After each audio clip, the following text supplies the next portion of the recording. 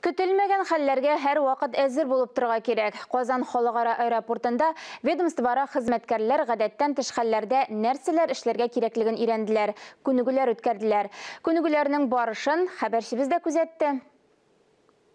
Аэропортта көтелмәгән хәл.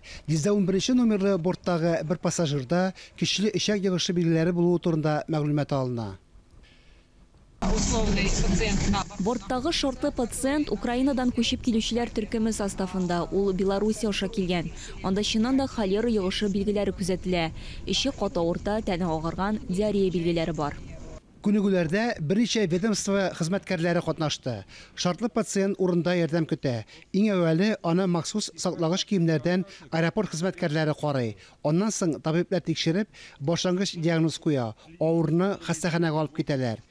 Башка пассажирларны экипаж әгъзаларында карыйлар. Контроль аша үткәреп, аларны 5 көнгә изоляциягә озаталар.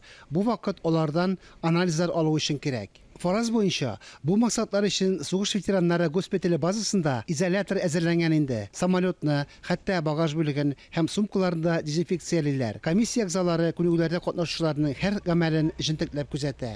Это каждый год проходят такие учения по разным. Һәр елны төрле йогышлар буенча шундый өйрәнүләр уза. Үткән ел Эбола бизәге буенча күнегүләр булды. Быел холерага игътибар бирелде. Бу Украинада холера очраклары ачыклануга бәйле.